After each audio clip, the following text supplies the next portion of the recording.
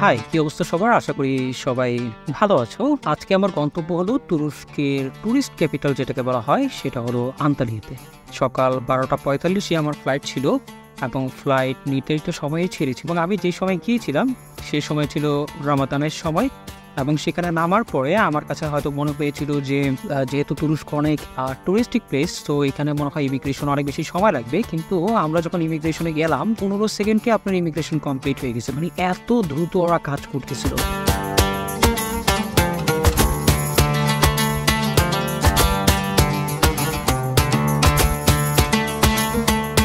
সবাইকে স্বাগত জানাচ্ছি তুরস্কের আন্তালিয়া শহর থেকে।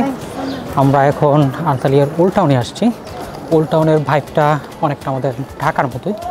আর সবচেয়ে ইম্পর্ট্যান্ট সেটা হলো এখানে অনেক দিন পর মসজিদে আজান শুনলাম, সেটা অনেক ভালো লাগলো। আর এখানে কিছু দূর পরপরই অনেক মসজিদ আছে, ছোট ছোট মসজিদ, গম্বুজ আর একটা করে মিনার দেয়া। তো জিনিসটা খুব ভালো লাগছে।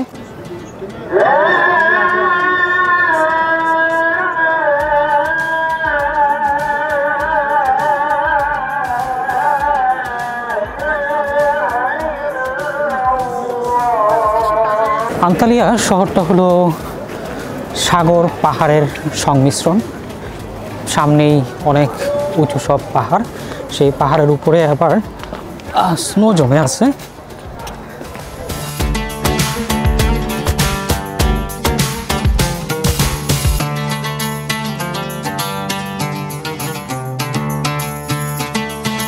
এখন আমি ওদের পোর্ট এরিয়াতে চলে আসছি। ওদের পোর্ট এরিয়াটা এরকম, এখান থেকে বিভিন্ন ট্যুরে যাওয়া যায়। তার মধ্যে একটা হলো গ্রিন ক্যানিয়ন, আরও অনেক অপশন আছে। স্কুবা ডাইভিং এখান থেকে মনে হয় যাওয়া যায়, কারণ এখানে ইনফরমেশন সেন্টার আছে যেখান থেকে অনেক ধরনের ট্যুর কোম্পানির মাধ্যমে বুক করা যায়। এখানে অনেক কেউ একজন অসুস্থ হয়ে গেছে, তাই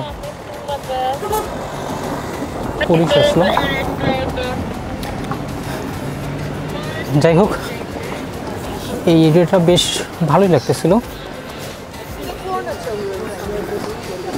এখানে আবার অনেকে অনেক ধরনের অ্যাক্টিভিটিস করতেছিল, কেউ ফুল বিক্রি করতেছিল। তো দেখলেই সামনে এনে পরে একটা ফুল নিয়ে প্রথমে বলবে যে এটা ফ্রি, টাকা লাগবে না নে। তারপরে যখন নিব না তখন বলতেছে যে বাচ্চা হাংরি, কিনলে খাবার কিনতে পারবো। তারপরে যখন রিফিউজ করলাম পরে বলতেছে দিয়ে একদম নামে মাত্র একটু পয়সা দিই, তারপরেও নেই। এটা হলো ওয়ান কাইন্ড অফ একটা ফাদ টাইপ, লাইক হাতে দিতে পারলে তখন মিনিমাম একটা অ্যামাউন্ট দিতে হয়। যাই হোক, ওদের পোর্ট এরিয়াটা অনেকক্ষণ ঘুরলাম, যেটা বেশ ভালোই লাগতেছিল। আর এখানে কিছু রেস্টুরেন্ট আছে যেখান থেকে সি ফুড খাওয়া যায়।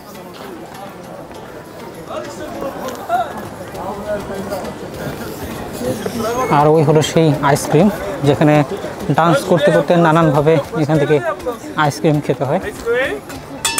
Thank you. আর এই সামনে এটা হলো একটা মসজিদ, ছোট্ট একটা মসজিদ মনে হচ্ছে।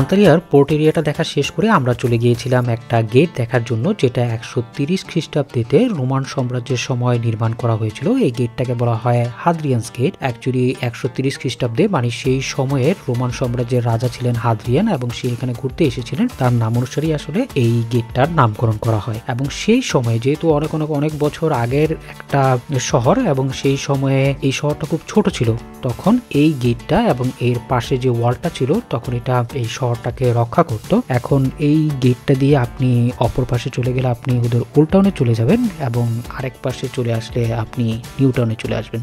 সো আপনি যদি অনেক বছরের পুরনো একটা নিদর্শন, রোমান সাম্রাজ্যের একটা নিদর্শন দেখতে চান, তাহলে অবশ্যই আপনার এখানে আসা উচিত।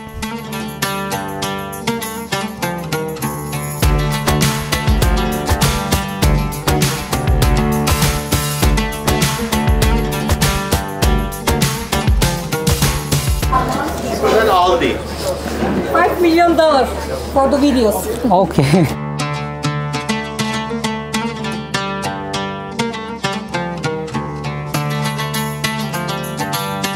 এখন আমরা চলে আসছি ওদের ওল্ড টাউনে, যেই ওল্ড টাউনের বিল্ডিংগুলো অনেক পুরনো এবং সরু সরু রাস্তা। এখানে আসার পর আপনি অনেক ধরনের দোকান দেখতে পাবেন, যেমন খাবারের দোকান, ল্যাম্প, কার্পেট, নানান ধরনের দোকান, এবং প্রত্যেকটা দোকানদারই কিন্তু আপনাকে ওয়েলকাম করবে, হাসি মুখে বলবে আসো আমার দোকানটা একটু দেখো, তোমার যদি কিছু পছন্দ হয় নিতে পারো, এবং আপনাদেরকে চায়ের অফার করবে যে চা খাও। তখন আমি তাদের কিছু কার্পেটের দোকানে ঢুকেছিলাম এবং বিভিন্ন কার্পেটের দাম জিজ্ঞেস করেছিলাম, এবং তারা বলল যে আমাদের কাছে নানান ধরনেরই কার্পেট আছে, তার মধ্যে যেই কার্পেটগুলো হাতে কাজ করা সেগুলো একটু এক্সপেন্সিভ হয়, নর্মালি $2500 থেকে $3000 পর্যন্ত হয়, আর যেগুলো একটু মেশিনে করা সেগুলো একটু মোটামুটি চিপ হয়। আর ওরা বেশ আন্তরিক, আপনি কিছু কিনেন বা না কিনেন কোনো সমস্যা নেই, কিন্তু ওরা আন্তরিকতার সাথেই তাদের প্রোডাক্টগুলো আমাদের কাছে শো করে, কারণ তারা প্রকৃতপক্ষেই ট্যুরিস্ট বান্ধব আমার কাছে মনে হয়েছে।